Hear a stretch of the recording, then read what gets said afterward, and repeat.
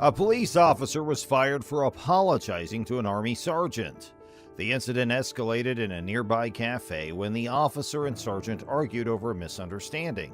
As tensions rose, the cop recognized his error and apologized.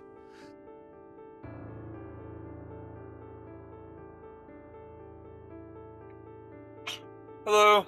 Hey. I don't know that. You know who that is? No. Who's your girlfriend or your baby mama? Lady right here. First of all, that's my wife, Marvin. Okay. Marvin. Okay. And who are y'all looking for? The apology was his downfall, as the cops cited a policy violation for expressing weakness. The officer's termination has divided the community, with some applauding his openness to accept mistakes and others arguing that the department must maintain discipline. The event illustrates the delicate balance between law enforcement responsibility and expectations. Investigate. Right there. 9 years, U.S. Army. Now, what's the problem? Okay. What's your first name? I don't have to identify myself to you, do I? Am I under investigation? You want to tell me what's going on? Can you Don't confirm knock the on my address? window. No, she can't come out there. Y'all need to tell me what's going on. This is my house. Don't. Copy. They're advising that this is not the right address. Hi, Ma'am, ma'am? Y'all violating my rights right now. Actually, we're not, dude. Yes, you are, because No, you're we're not not. telling me. No, Okay, that is okay. as I said it to you. Listen to me, dude. We're not violating your rights. You are. How? Because Which right? Which civil right are we violating? Why are you raising your We're voice? not violating Why is he raising anything, his voice? okay? Why is he raising So his voice? we are here Are on you a threatening welfare me? check. An urgent call from the local medical center about a poisoning incident disturbed the solemn atmosphere at the police department on May 10, 2020. The officers rushed to the scene, their expressions furrowed with concern. The medical institution received a frightened patient with symptoms of purposeful poisoning. The detectives and medical professionals methodically gathered evidence to solve the case. They remained concentrated as the situation grew severe, reflecting their dedication to finding the truth. The tragedy highlighted the community's issues and law enforcement's vital role in protecting the people of the city. What's his problem? Okay. Nah, I need your badge numbers. I'm sorry. That's fine. I'll I'm give sorry. you my badge number. But so the reason we're here is to Now make you're sure telling me the somebody reason is after you okay. told me to eat it. So you told me to eat it, right? Marler? I messed up. I apologize. Now that you on film, you messed up.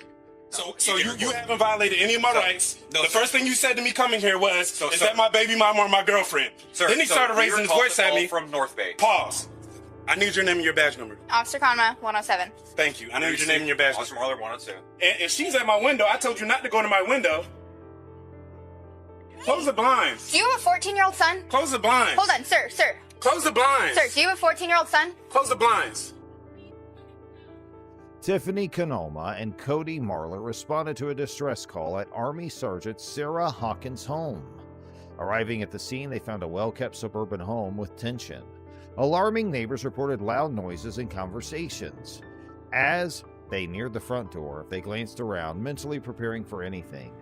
Sergeant Hawkins gingerly opened the door, her look a mix of apprehension and relief. The cops introduced themselves and promised to assist and protect her. They found strewn items and emotional disturbance within. Canoma and Marler calmly explained the matter to the sergeant with empathy. The presence and competence gave Sergeant Hawkins a sense of security. Marler. I served as well. Marler. I don't give. You are probably a piece. If you served and you telling people to eat, you probably was a piece. All right. You can get out of here. That's what you can do, Marler. You. Okay. Let me explain, because we may You have said been. you told me. Can I explain to you? The conversation revealed that their quick response had diffused a potentially developing scenario, emphasizing the importance of law enforcement in maintaining community peace. As cops yelled at Sergeant Hawkins, the precinct was tense. Raised voices and colorful language broke the customary decorum as the precinct walls seemed to absorb the intense argument. Officer Marler, who violated department regulations, was the focus of this verbal altercation. And our dispatch. So we got a call that we need to. Okay, a 3-year-old was brought into the hospital because she ingested nail polish remover. Okay, We don't know anything about Okay. any of that. and that is absolutely fine. So this I just got a know, little out of hand. But you don't come to somebody's house and say, "Is that your baby mama or your girlfriend?" You Right, don't and like I completely understand You're that. supposed to be professional. I'm trying my best to be professional. You're doing fine. But that guy, I don't know what side of the bed he woke up on. Put yourself in my shoes. 2 cops knock on your door. Boom, boom, boom. I'm in there having a good time with my wife of 5 years. Marler was chastised by Sergeant Hawkins, known for the strict discipline, for his unprofessional language and behavior. This incident revealed a wide rift between the seasoned officer and his colleagues, showing how a law enforcement unit's values and expectations clash. The precinct was forever changed by the incident, which stressed the need for following departmental procedures and remaining professional even in stressful times. Officer Marler has apologized for his recent behavior, which gained public notice and sparked concerns. So, y'all want me to, quote what statute you guys are violating? I'm not one of those people, but I'm pretty sure I can go on Google and see if we have every right to be here to check on somebody, and you have the right to Google us and make sure. So you have the right to be here and check on somebody, right? Yes. Did I have to come out my door? You did not. We needed to come check. The formal statement apologized for any discomfort and pledged to uphold law enforcement's highest standards. The government soon issued a statement recognizing the occurrence. The statement stressed the necessity of following a stringent code of conduct and their commitment to ethics and professionalism. It also informed the public that internal measures will be implemented to resolve the issue and prevent repeat accidents. This reinforces the department's commitment to building trust and respect between officers and the community they serve by emphasizing law enforcement transparency and accountability.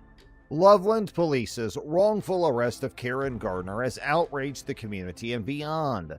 On June 26, 2020, cops apprehended and confined 73-year-old dementia patient Gardner for trying to exit a Walmart without paying $13.88. The officer's wrist lock and shoulder pressure caused Gardner to dislocate her shoulder, break her arm, and other injuries. Later publication of body camera footage fueled public fury. The incident emphasizes the necessity for law enforcement mental health training and awareness. The Loveland Police Department was criticized for its response, prompting calls for accountability and reform. 73-year-old Gardner, whose dementia affected her memory, was confused in Walmart's fluorescent aisles. She stumbled toward the exit with a few unpaid things, her wrinkled brows showing her diminishing awareness. The store security guards gently intercepted Gardner, seeing the weakness in her eyes. An understanding staffer guided her back to the checkout amid the chaos. Gardner's brief attempt to disappear revealed her dementia and the difficulty memory loss causes. Officer Austin Hopp responded quickly to the emergency call. He fought Gardner and restrained her with determination. Hopp used controlled power and professional urgency to control the issue. The intense interaction highlighted law enforcement's challenges in preserving public safety in complex and possibly dangerous situations. Before that, you tried to steal from Walmart, and they caught you and took the stuff back. Stand up. Oh.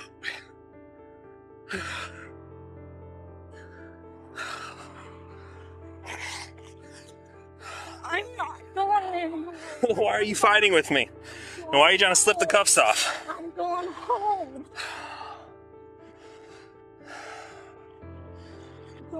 Stop. I'm going home. No, you're not. Are you finished? Are you finished? We don't play this game. You understand me? And if you try to kick me, oh, this is gonna be bad. I'm going home. Stop. I'm going home. I'm going home. Officer Daria Hilali arrived with nervous anticipation. As she approached, her stern face showed determination. The situation escalated quickly when both police appeared to use excessive force when arresting Gardner. Their unrelenting activities put doubt on the incident's legality and raised questions about the police department's use of power.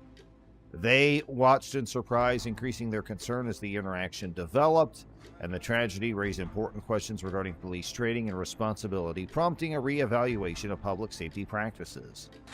Get in the car. In you go. Do not hook onto him. I'll come on the other side and grab her.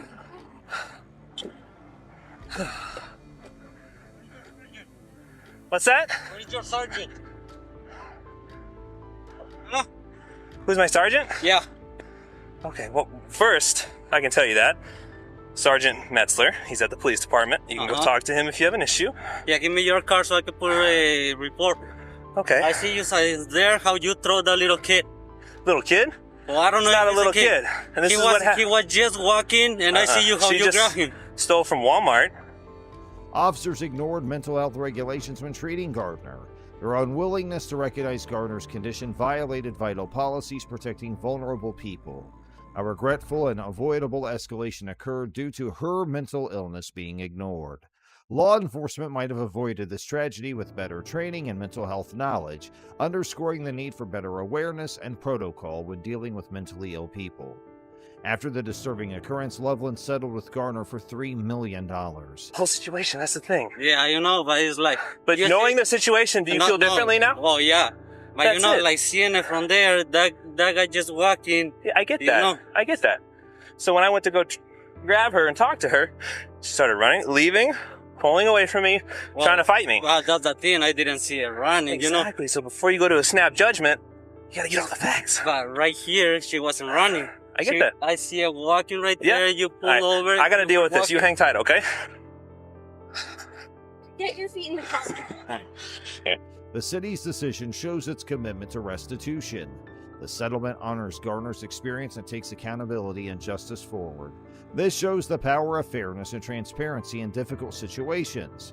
The agreement stresses the city's commitment to healing and progress by making the neighborhood safer and more inclusive. ATF agent James Burkes' arrest shocked law enforcement. The episode, which was quite intense, involved corruption and power abuse. The agency's reputation was tarnished by the arrest. Once admired, Burke now confronts legal challenges and public criticism. The incident emphasizes the necessity for law enforcement accountability and transparency to reestablish public trust. As the judicial proceedings continue, doubts about Burke's activities and their impact on other cases remain. Get on the ground! Get on the ground now! Get on the ground! Get on the ground now! I'm a federal agent. 917-110-3. I'm a federal agent. Get on the ground! I'm a federal agent. Why wouldn't you show me your ID when I got here? Don't move forward. You didn't ask for it. Get on the ground. We'll figure it out. Columbus police officers Joseph Fiji and Kevin Winchell arrived at a disturbance with seasoned vigilance. The darkly lit alley with its muffled bustle was illuminated by the flickering street light. They advanced with solid steps and quick looks to assure safety. Both cops showed determination and prudence, demonstrating their years of service. As they approached, anxiety grew, preparing to reveal the nighttime mystery.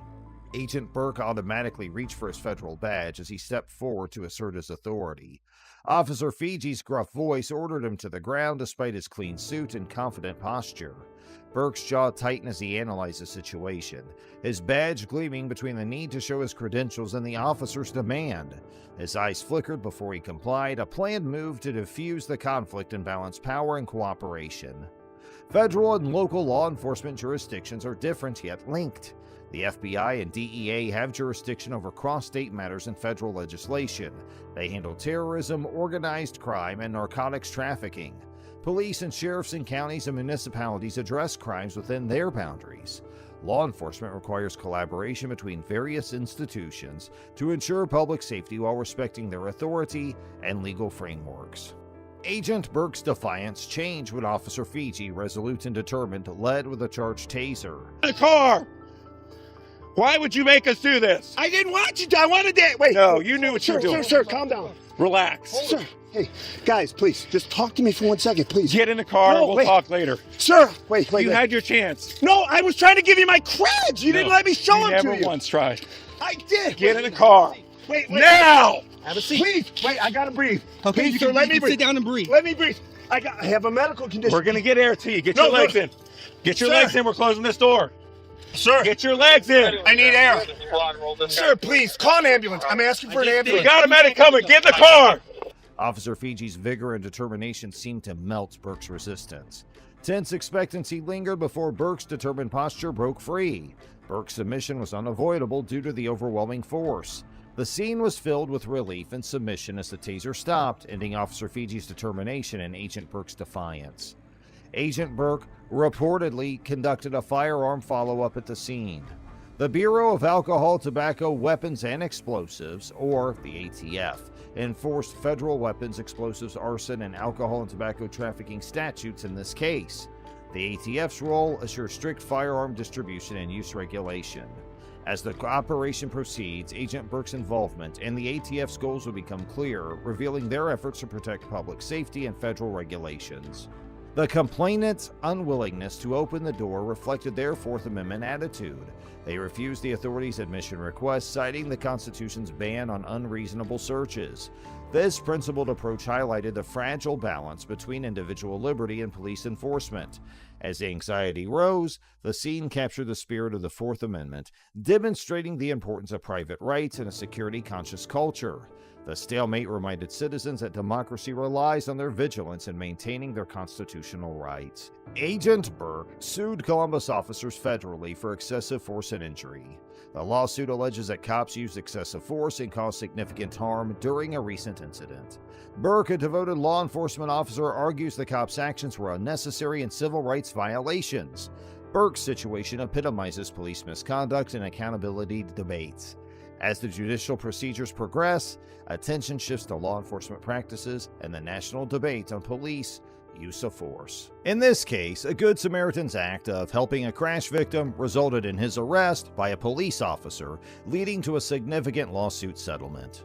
On September 22, 2019, Preston Sal and his companions came across an injured man trapped under a crashed motorcycle in Loveland, California.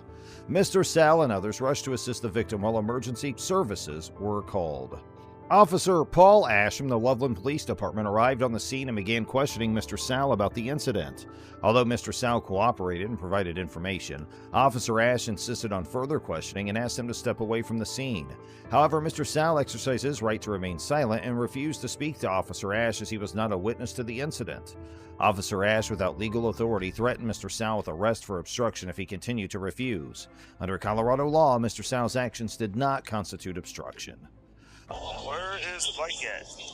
Bike's parked down on the side. Yeah, the blue one. Officer Ash proceeded to forcefully restrain Mr. Sal, leading to physical altercation resulting in severe injuries, including a dislocated shoulder, a fractured collarbone, and a torn rotator cuff.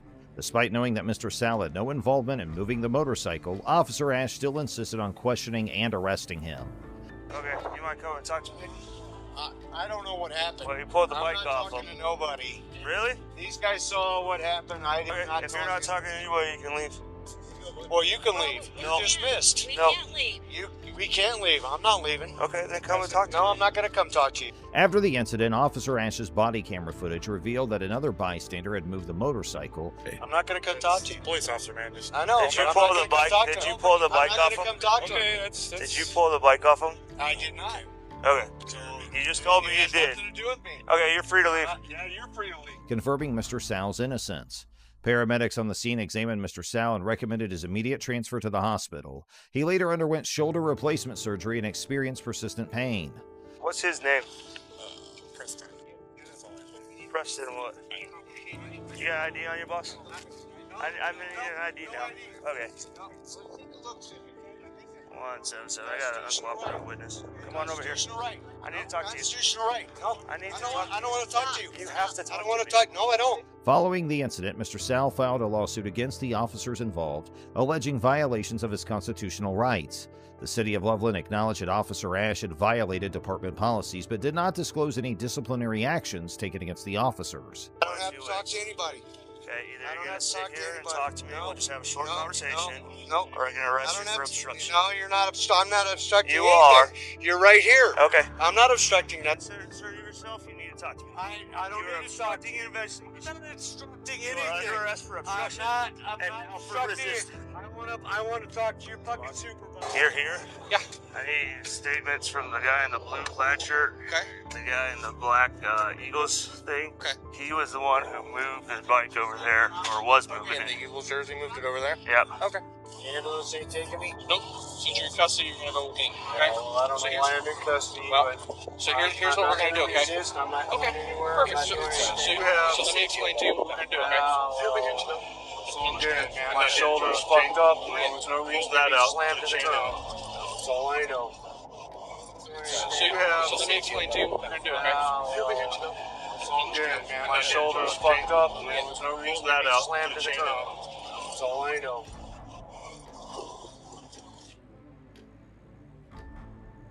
In January 2021, Mr. Al's excessive force lawsuit was settled for $290,000. However, no recorded action was reported against the officers involved, and the city stated that the settlement did not imply an admission of guilt. This case highlights the unjust arrest and excessive force used against an innocent individual who was simply trying to help a crash victim. Despite the lawsuit settlement, questions remain regarding the accountability and disciplinary measures for the officers involved in the incident. Now let's move on to our next case. In this case, a man was arrested for wearing his motorcycle helmet inside a Walmart store, leading to a subsequent lawsuit. On August 6, 2019, Freedom Christopher Fandler rode his motorcycle to a Walmart in Swaharita, Arizona. He entered the store without removing his helmet and was listening to music through wireless headphones. A store manager attempted to get his attention but failed. The manager then called 911, considering Mr. Fandler's behavior suspicious. Meanwhile, Mr. Fandler continued shopping and was approached by 3 officers from the Swaharita Police Department. They demanded his ID without explaining the situation. Initially, Mr. Fandler didn't respond due to his earphones, but he eventually complied. He provided his ID and asked the officers what was happening. The officers claimed that the store manager had asked Mr. Fandler to remove his helmet, which he allegedly ignored. Mr. Fandler explained he kept his helmet on for convenience and provided proof of his purchases with a receipt. While reviewing CCTV footage, it became evident that the store's manager claims were inaccurate. He had approached Mr. Fandler only twice and from a distance, contradicting his earlier assertions. Hey, bud, you got some ID on you?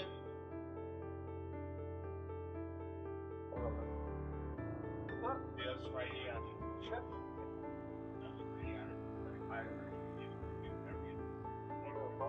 Nevertheless, Officer John George confronted Mr. Fandler in an unnecessary aggressive manner, threatening him and violating his First Amendment right to free speech. Yeah, man, that's going on. Takes an elbow when you're walking around in the store and you're just ignoring him. Dude, do me a favor, take your helmet off. You're not going to speak with us with your helmet on. Okay. Take your helmet off. Sorry?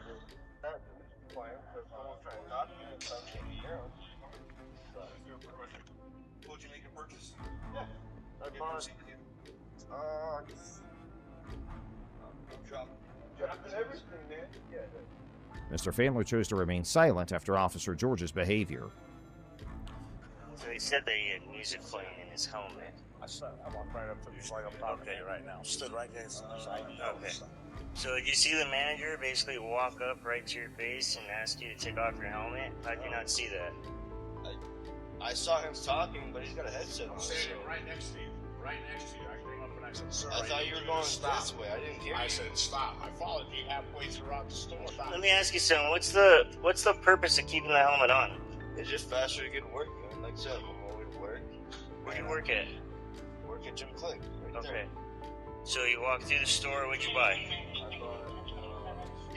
Sandwich, a Gatorade, 2 peaches, a strawberry, I think 4 pens, a toothbrush.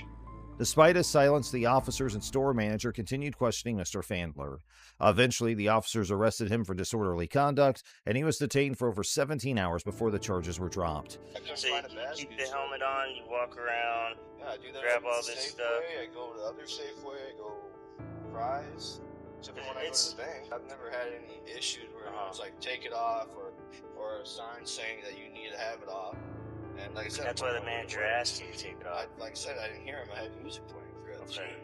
You didn't see him standing right in front of you. I saw you there, and then I saw you talk, but like again, you have a headset on, so I can't put my hands on you to get your attention. I'm standing right next to you. I didn't. Just like I'm standing I here with didn't the see officer. you come next to me. I stood right in front of you, just like I'm standing here. I said, I need you to stop and listen to me. You don't ignore me and kept walking. Mr. Fandler filed a lawsuit against the Swaharita Police Department, alleging illegal search, false arrest, malicious prosecution, and defamation. Initially, Mr. Fandler offered to settle the case for $250,000, which was rejected. Stop yourself, okay? You're an argumentative person, and I am not the person you want to argue. You need to take your hand and you need to go like this and pull your head out of your ass. Because you're walking walking around in the store hiding your face. There's shooters that go on all over the place. This man comes up to you and you want to play, you got a little set of headpiece going on that you can't stop. You need to listen to learn, not listen to reply. You need to turn that little switch off in your brain that you want to run your mouth and argue every time somebody tells you something. Because this is disturbing the peace. You can go to jail and not go to work. So what's the choice you're going to make, hardhead? The town of Sahuarita and the police department denied any wrongdoing and planned to dismiss the lawsuit. You gonna quit walking around businesses with a helmet on, scaring the hell out of people to where you got massive cops all over the place, rifles outside waiting for a shooter to come out? Laugh. Yeah. But that's where we're at. So pull your head out of your ass and quit arguing every time somebody tells you something. I'm telling you, look at what you're doing. You keep wanting to argue with me. I'm not the guy you want to argue with. Wasn't trying to argue. That's why you keep talking. Stop talking. Okay, fine. Cool. Officer George was later fired for unrelated reasons. However, Mr. Fandler's attorney refiled the lawsuit, aiming to obtain justice and rectify this practice. Okay, so officially being trespassed from the store, don't come back to Walmart. Come back to Walmart, manager, anyone sees you, you get arrested for that. How many times did you ask him to leave? At least once. It's like he's ignoring you. I walk half the store with him, following him right to the side to ask him. I told many times that officers were coming out there. He just kept walking. I would say so. That's a different version. Why not? So, especially the current behavior. You're asking about all needs the store? 5 or 6 times. He walked right next to him, just like we're watching right now. You were told to leave the store, and you didn't want to go. Take my jacket off. No, I want you to leave your jacket off. As of the present, the outcome of the lawsuit is still pending. The case highlights the infringement of Mr. Fandler's rights and the potential consequences of false arrest based on misunderstandings.